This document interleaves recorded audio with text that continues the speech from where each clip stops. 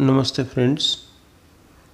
In the last video, you have been given listening practice of 2.6 World Heritage and the vocabulary has been introduced. Today, we are going to learn about the topic in detail. Remember, this topic is about the history of United Nations and its sub-organizations as UNESCO and some other sub-branches, which have been giving their great contributions to protect different heritage sites across the world. There is interlinkage of this topic with your history 10th standard history textbook chapter number 3 applied history. If you refer page number 17-18 of your history textbook, you will come to know this information has been given there in detail. So this interlinkage is to be kept in mind. Let us come back on page number 75. Title is World Heritage. Only two words. Heritage means legacy. Legacy of tradition, legacy of culture,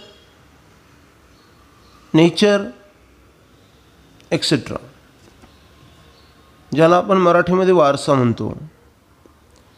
And this is not bound to any country. It's a global legacy. It's a universal heritage. So it is called World Heritage. In the beginning of the text, we have been given 4 templates or images. Image number 1 represents historic significance of Ellora Caves near Aurangabad in Maharashtra. Image number 2 represents cultural heritage of Sydney Opera House in Australia. Image number 3 or template number 3 represents significance of monuments or historic significance, as it is the image of the great pyramids at Giza in Egypt. The fourth and last image is different one. It represents the scenic beauty of nature. It is of the Khas Plateau in the Sahyadri range in Satara district. Recently, this place has been declared by World Heritage Committee as the heritage site, natural heritage site, being its importance of its biodiversity. So these are the 4 different images displayed in the beginning of the text. Para number 1 deals with United Nations sub-organization UNESCO and some other branches. UNESCO's full form is United Nations Educational, Scientific and Cultural Organization. The sites which are significant to humanity are declared as the World Heritage Sites by UNESCO. UNESCO's World Heritage Committee administers International World Heritage Program to protect and maintain such kind of sites. Para number 2 gives us an example of Mount Huangshan. It is located in China. It's a significant site. It has importance in human culture, Chinese art and literature. It is important because of its physical landscape features. Para number 3 and 4 deals with history of World Heritage. How this idea came in existence. So let us see. The idea of protecting cultural and natural heritage sites began in early 20th century. The momentum came in 1954 when Egypt started to construct the Aswan High Dam on the river Nile. The Abu Simbel temples and plenty of artifacts of ancient Egypt would drown into the waters. Therefore, to protect Abu Simbel temples and ancient Egyptian artifacts, UNESCO launched an international campaign in 1959. It was for restoring the temples to higher ground. It was very costly or expensive project. Its estimate was about 80 million US dollars. 50% of the amount was contributed by 50 different countries in the world. That was the successful project. Then UNESCO and International Council on Monuments and Sites made a draft of an agreement or convention to form an international organization. It would perform the responsibility of protection of such heritage sites. In 1965, White House Conference in the United States called for a World Heritage Trust to protect heritage sites. In 1968, International Union for Conservation of Nature developed similar goals and presented them in United Nations Conference on Human Environment in Stockholm in Sweden in 1972. The agreement or convention was adopted or accepted by United Nations General Conference. Para number 5 deals with the World Heritage Committee,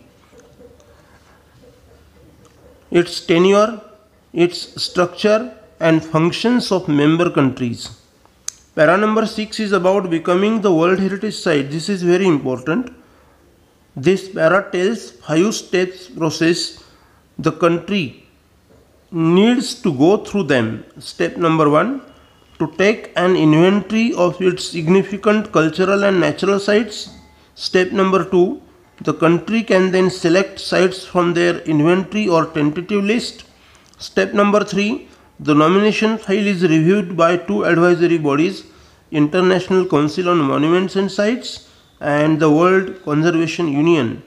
Step number 4, these 2 bodies, advisory bodies, recommend to the World Heritage Committee. And the last step, step number 5, World Heritage Committee reviews the recommendations and make the final list of World Heritage Sites. This is done once in every year. Para number 7 deals with types of World Heritage Sites. As of 2009, 890 World Heritage Sites have been located in 148 countries. 689 of them are cultural sites. One of the examples is Sydney Opera House in Australia and the other is Historic Center of Vienna in Austria in Europe. 176 natural heritage sites, an example of Yellowstone Park and Great Canyon National Park, both in United States of America. 25 World Heritage Sites are of mixed type, that is natural and cultural. Example, Machu Picchu in Peru in South America. World Heritage Sites in Italy, 44, the highest number. India contributes 36. World Heritage Committee has divided the world's countries in 5 zones: Africa, Arab states, Asia Pacific including Australia and Oceania, then Europe and North America, and the last one is Latin America and Caribbean. The last para number 8 is about the World Heritage Sites in danger. So in this way, the text is historic. It shows the journey of World Heritage Committee, how it was established, its process, its significance, and even the significance of historic and cultural sites across the world, the need of their preservation, the endangered historic and natural sites. So, all these things are introduced in the text. Margin line activities, page number 71. Margin line activity number 1. What significant aspects should a World Heritage Site have? A World Heritage Site should have significant cultural and natural importance to humanity. What do World Heritage Sites include? World Heritage Sites include forests, lakes, monuments, buildings, and cities. Even scenic places or natural places having unique biodiversity. Then next activity on page number 76 is, why did UNESCO launch an international campaign in 1959? UNESCO launched an international campaign in 1959 to protect the temples and ancient Egyptian artifacts, as Egypt had planned to construct Aswan High Dam. These places would have been drowned into the waters. Why did a White House conference in the United States call for World Heritage Trust? White House conference in the United States called for World Heritage Trust to protect historic cultural sites across the world, as well as the natural and scenic sites. What does the World Heritage Committee consist of? The World Heritage Committee consists of representatives from 21 state parties that are elected for 6-year terms by the World Heritage Center's General Assembly. What is the World Heritage Committee responsible for? The World Heritage Committee is responsible for establishing which sites will be listed as UNESCO's World Heritage Site. When was the convention concerning the protection of world cultural and natural heritage adopted, and by whom? The convention concerning the protection of world cultural and natural heritage was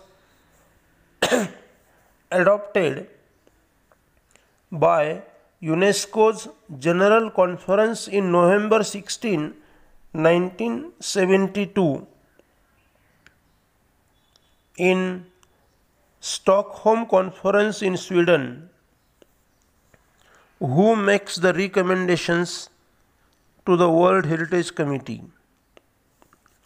Two advisory bodies. Number 1, International Council on Monuments and Sites, and the other is the World Conservation Union. These two advisory bodies make the recommendations to the World Heritage Committee. What is the Peru's Machu Picchu example of? Peru's Machu Picchu is an example of the mixed heritage site of natural and cultural significance. Thank you.